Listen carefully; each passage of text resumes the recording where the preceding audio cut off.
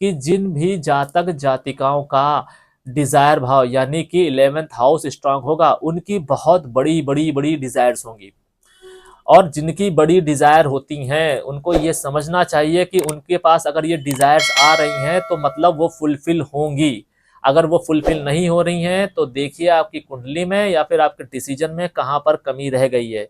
100% कमी आपको आपके डिसीजन में ही मिलेगी, कुंडली में नहीं मिलेगी। क्योंकि अगर कुंडली में दिक्कत होती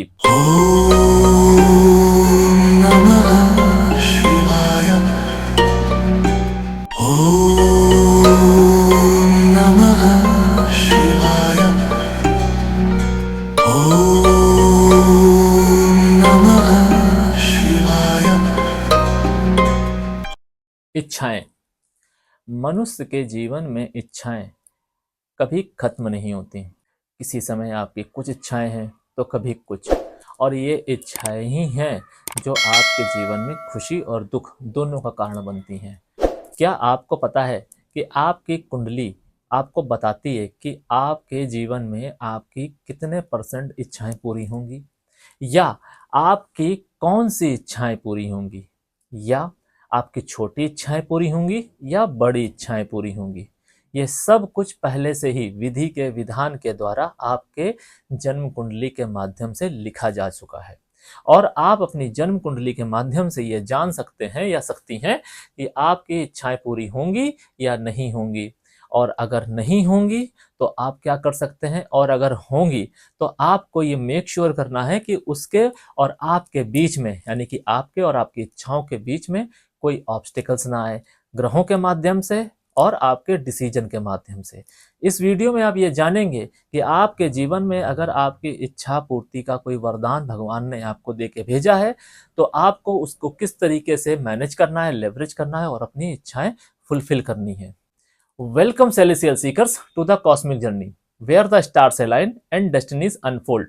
मैं यहाँ हूँ ताकि ब्रह्मांड के रहस्यों के माध्यम से आपको गाइड कर सकूं और ज्योतिष के ज्ञान से आगे का मार्ग प्रकाशित कर सकूं।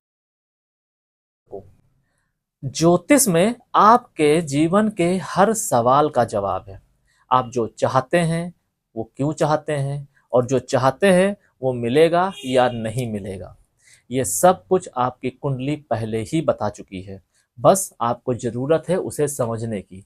अगर आप उसे सही से समझ लेंगे तो आप जो भी चीजें चाहते हैं आप समझ पाएंगे कि क्यों चाहते हैं, और जो आप चाहते हैं वो आपको मिलेगा कि नहीं मिलेगा और कब मिलेगा। बस आप अपने डिसीजन के माध्यम से या अपने कृत्यों के माध्यम से उसको कम ज्यादा कर सकते हैं।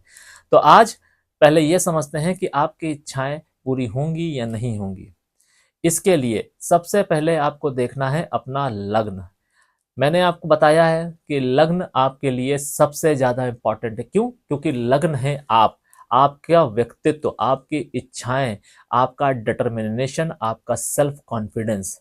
और अगर लग्न ही वीक हो जाएगा तो आज के समय में आपकी जो इच्छा है हो सकता है कल बदल जाए। आपकी इच्छाएं पल पल बदलती रहेंगी, जिससे क्या होगा, आपका फोकस चैनलाइज होगा और आपके जीवन में जो सही चीज सही समय पे आने वाली थी उसको आप स्वीकारेंगे नहीं। जैसे मान लीजिए कि आज के समय में आप ये कल्पना कर रहे हो या चाहते हो कि आपका सिलेक्शन किसी गवर्नमेंट जॉब में हो जाए और आप उसकी तैयारी कर रहे हो, लेकिन वहीं कुछ दिन कुछ महीने बाद आपको लगे कि नहीं मुझे बिजनेस करना है, लेकिन ग्रहों ने तो चक्र रच दिया था कि आपको गवर्नमेंट जॉब ही मिलेगी, लेकिन आपने क्या किया, उसको अस्वीकार कर दिया। कुछ दिन बाद क्या होता है कि आपको लगता है कि गवर्नमेंट जॉब ही कर लेते हैं, चलो अब प्राइवेट जॉब करते हैं, और अब बिजनेस के योग भी बन रहे हैं, बिजनेस शुरू भी करा दिया है आपके पिता ने या आपके नियर एंड डियर ने, भाई के माध्यम से, किसी भी माध्यम से आपका बिजनेस शुरू हो गया है, पर आपका व्यापार करने में अब मन नहीं लग रहा है। अब ये फोकस जो आपका डे बाय डे चैनलाइज हो रहा है, क्या आपको लगता है इसके जरिए आपके जीवन में हार्मनी और सक्सेस आएगी? नहीं। इसीलिए सबसे ज्यादा जरूरी है कि आपका लग्न स्ट्रांग हो, क्योंकि जब तक आपका लग्न स्ट्रांग नहीं होगा, आपकी पर्सनालिटी, आपका फोकस स्ट्रांग नहीं होगा। इसीलिए आपका फोकस रहना बहुत ज्यादा अनिवार्य है। इसके बाद क्या देखना है? इसके बाद आपको देखना है अपनी कुंडली का 11th हाउस। 11th हाउस किस कंडीशन में है? अभी जो आपकी दशा चल रही है क्या वो 11th हाउस के लॉर्ड के मित्र की है, या फिर 11th हाउस के लॉर्ड की ही है, या फिर उससे एंटी प्लानेट की है। अगर ये 11th हाउस लॉर्ड की ही है या उसके मित्र की है, तो ये आपके लिए बेनिफिट है, क्योंकि इस पीरियड में आपकी इच्छाएं सबसे ज्यादा पूरी होने वाली हैं।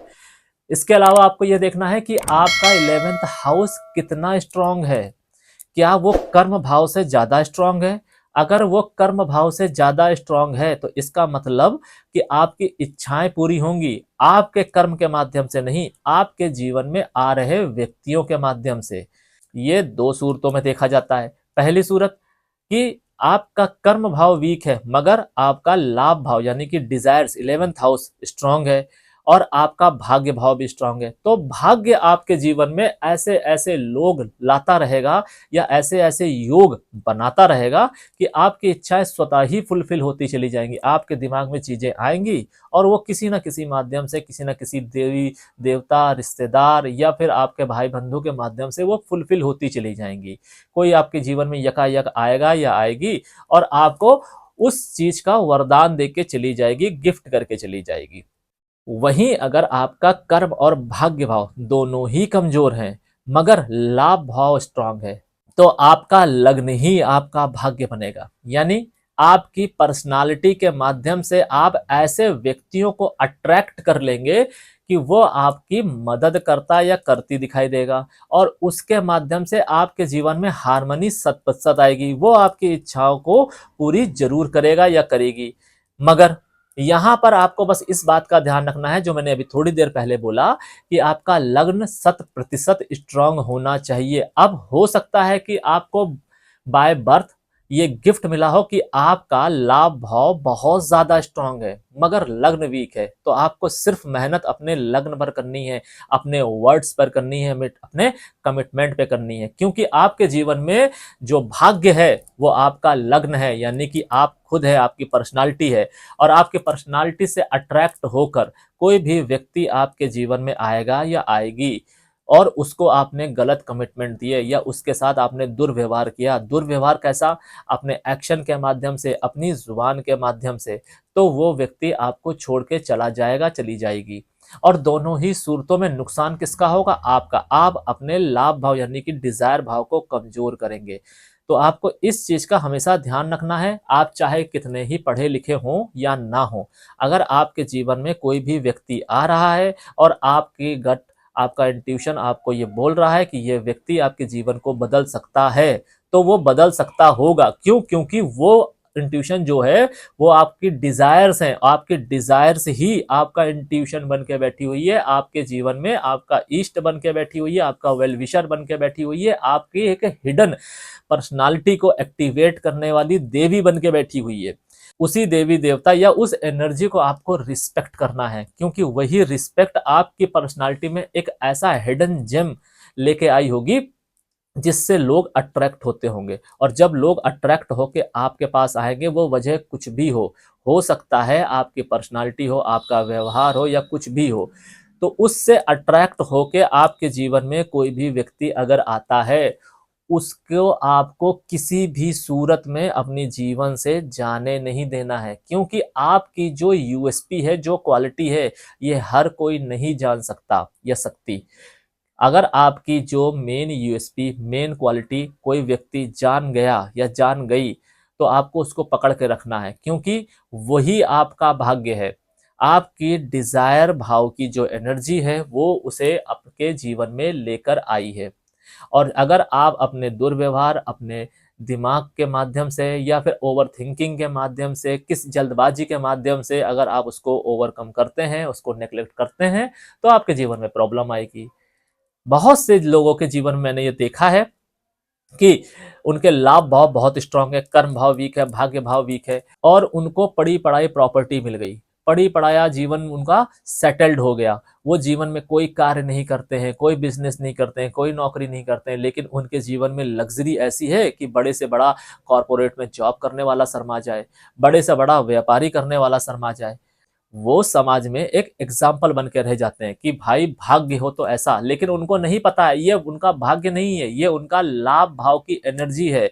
लाभ भाव अगर किसी भी जातक या जातिका का एक्टिवेट होगा तो उसके जीवन में कोई ना कोई डिवाइन एनर्जी जरूर होगी, क्योंकि लाभ भाव भी भाग्य भाव की तरह ही एक एनर्जी को रिप्रेजेंट करता है। जहां लोग भाग्य को दोष देते हैं, भाग्य को प्रबल करना चाहते हैं, वहां लोग ये भूल जाते हैं कि आपके जीवन में भाग्य चाहे कितना ही प्रबल क्यों ना हो, अगर आपका लाभ भाव वीक होगा तो जीवन में आपके चीजें आएंगी, समय पर आएंगी, मगर टिकेंगे नहीं। यानी कि बचपन में आपने अगर साइकिल बाइक या गाड़ी चाही तो आपको मिली, लेकिन फिर चली गई। आप उसका सुख बहुत समय तक नहीं भोग पाएंगे, लाइफ पार्टनर का सुख बहुत समय तक नहीं भोग पाएंगे, संतान का सुख बहुत समय तक नहीं भोग पाएंगे। किसी भी चीज को लंबे समय तक और पूरी तरीके से एंजॉय करने के लिए लाभ भाव का प्रबल होना अति आवश्यक है। लाभ भाव का पूर्णतया फायदा उठाने के लिए लग्न का स्ट्रांग होना अति आवश्यक है। अगर आपका लाभ भाव स्वतः ही स्ट्रांग है तो लग्न पर ही मेहनत कीजिए। जितनी मेहनत आप लग्न पर करेंगे और अपने डिमेरिट्स को कम करेंगे उतना ही आपके लिए बेहतर होगा। वहीं अगर आपका लग्न स्ट्रांग है और लाभ भाव वीक है, तब आपको मेहनत लाभ भाव के लिए करनी है, यानी कि डिजायर्स भाव के लिए करनी है। भले आपका कर्म और भाग्य कमजोर है, कोई बात नहीं, आपको अगर अपनी जीवन में सभी इच्छाओं की पूर्ति करनी, क्योंकि लोगों में मैंने ये देखा है कि उनकी एक इच्छाएं नहीं होती, मल्टीपल इच्छाएं होती हैं। और मैं ये भी हर वीडियो में कहता हूं कि हर व्यक्ति की कोई ना कोई एक समय पे एक इच्छाएं होती हैं, ये बात सही है। लेकिन जैसे मैंने अभी आपको थोड़ी देर पहले बोला कि कुछ लोगों का जो लग्न वीक होता है, व्यक्तित्व तो कमजोर होता है, तो 2 दिन उनकी अलग इच्छा, चौथे दिन उनकी अलग इच्छा, और महीने भर बाद उनकी अलग इच्छा, इच्छाएं बदलती रहती हैं। यानी कि जैसे ही वो इच्छा फुलफिल होने का समय आया, उन्होंने अपनी इच्छा ही स्विच कर दी। इससे क्या हुआ, उससे उनके जीवन में दुख सदा ही बना रहता है। पहले 2 दिन वो किसी और इच्छा के लिए दौड़ रहे थे, जैसे ही वो मिलने वाली थी उन्होंने इच्छा स्विच कर दी, फिर वो किसी और इच्छा के लिए दौड़ने लगे। इससे वो जिंदगी भर दौड़ते रहे, उनके हाथ में कुछ नहीं आया। इसीलिए आपको ये अच्छे से समझना चाहिए आपके लिए कौन सी बेहतर इच्छा है, उस इच्छा को आप कैसे पा सकते हैं। इसकी समझ आने के लिए आपका लग्न का स्ट्रांग होना बहुत आवश्यक है। और लग्न को आप कैसे स्ट्रांग कर सकते हैं, आप अपने लग्नेश को देखिए, आपके लग्नेश की क्या स्थिति है, उस स्थिति के हिसाब से इसकी रेमेडी कीजिए। आप कमेंट में हमें बताइए कि आप किस लग्न से बिलोंग करते हैं और आपके लग्न का स्वामी कौन है और कहाँ बैठा है। दूसरी बात, आपके लग्न में कोई दूसरा प्लैनेट तो नहीं बैठा, यानी कि मारक बाधक तो नहीं बैठा, या शनि राहु केतु का संबंध तो नहीं है। अगर है तो उसकी रेमेडी आपको करनी होगी। आप मुझे बताइए, मैं आपको रेमेडी बताता हूं, आप अपने लग्न को स्ट्रांग कीजिए। उसी तरीके से डिजायर भाव का है, डिजायर भाव का यानी कि 11th हाउस का स्वामी किस स्थिति में है, प्लस उस भाव पर किस ग्रह की दृष्टि है, शनि राहु केतु की तो नहीं है, या फिर मारक या बाधक ग्रह की तो नहीं है, ये देखना है। इसके बाद आप जो भी चाहेंगे जीवन में वो सब आपको मिलता चला जाएगा। आपको इस जीवन में जो भी मिल रहा है वो आपके पूर्व जन्म के कर्मों का फल है। वो अच्छे किए होंगे तो आपको समय समय पर चीजें अपने आप बनती चली जाएंगी। उसके बीच में अगर कोई ऑब्स्टेकल्स ला सकता है तो आपके डिसीजन ला सकते हैं, सिर्फ डिसीजन। आपने गलत डिसीजन लिए हैं तो वही ऑब्स्टेकल्स लेके आएंगे और वही आपके जीवन में पतन का दरवाजा खोलते हैं। और जब ये दरवाजा खुल जाता है तो लोगों को मौका मिल जाता है आपको परेशान करने का। और जब आप परेशान होना शुरू कर देते हैं तो आप अपनी एनर्जी को एक सर्कल में बांध देते हैं और आपकी एनर्जी किसी सुव्यवस्थित कार्य में नहीं लगती है, जो आपके जन्म के समय एक डिसाइड मैनर में तय हुई थी कि आपको ये आपकी जर्नी है और आपको फुलफिल करनी है। मगर आपकी एक गलती की वजह से वो सर्किल छोटा हो गया और आप वहीं पर उलझ के और फंस के रह जाते हैं। इस पूरे प्रोसेस में अगर कुछ ऐसा है जो आपको समझ में नहीं आया है तो आप हमको बता सकते हैं कमेंट के माध्यम से। अपनी भाव बेस्ड रेमेडी जानना चाहते हैं डिजायर भाव से रिलेटेड या फिर लग्न भाव से रिलेटेड तो आप हमें कमेंट कर सकते हैं, क्योंकि यहाँ पर मैं कोई भी अगर आपको जनरल रेमेडी बताऊंगा तो वो पूर्णतया कार्य नहीं करेगी और बहुत देर तक लगेगा समय। इसीलिए मैं जनरल रेमेडी आपको बता नहीं रहा हूँ, या फिर आपको मैं जनरल रेमेडी बताऊं और आप उसको फॉलो करके कार्य करना शुरू करें और आपको रिजल्ट ना आए तो फिर आपको बुरा लगेगा। इसीलिए भाव बेस्ड रेमेडी कीजिए। भाव बेस्ड रेमेडी के माध्यम से आपका डिजायर भाव स्ट्रांग होगा और आपके जीवन की डिजायर्स फुलफिल हो जाएगी। एक और जरूरी बात कि जिन भी जातक जातिकाओं का डिजायर भाव यानी कि 11th हाउस स्ट्रांग होगा, उनकी बहुत बड़ी बड़ी बड़ी डिजायर्स होंगी। और जिनकी बड़ी डिजायर होती हैं उनको ये समझना चाहिए कि उनके पास अगर ये डिजायर्स आ रही हैं तो मतलब वो फुलफिल होंगी। अगर वो फुलफिल नहीं हो रही हैं तो देखिए आपकी कुंडली में या फिर आपके डिसीजन में कहाँ पर कमी रह गई है। 100% कमी आपको आपके डिसीजन में ही मिलेगी, कुंडली में नहीं मिलेगी। क्योंकि अगर कुंडली में दिक्कत होती तो उतनी डिजायर्स आपकी नहीं होती। आपके 2 भाई बहन है, 4 भाई बहन है, 8 भाई बहन है, क्या सबकी डिजायर्स वैसी ही हैं जैसी आपकी हैं? जवाब मिलेगा आपको नहीं। और जब जवाब नहीं है तो आपको समझना चाहिए कि अगर आपको भगवान ने इतनी बड़ी बड़ी डिजायर्स दी हैं, एक कॉन्फिडेंस भी दिया है अंदर से कि आप वो कर सकते हो, आपको लगता है कि आपके अंदर वो पोटेंशियल है, तो फिर गलती आप कहाँ कर रहे हैं? गलती आप कर रहे हैं सही समय पर सही निर्णय ना लेकर। आपको सही निर्णय लेना है, अपने आप को समझना है, और चीजें वही होंगी जो आप चाहते हैं या चाहती हैं। आपको कंसल्ट करना है तो आप हमसे अपॉइंटमेंट ले सकते हैं। आज के लिए फिलहाल इतना ही। सेल एनर्जीज आपका मार्गदर्शन करें और आपके आगे के सफर को प्रकाशित करें। शरणम।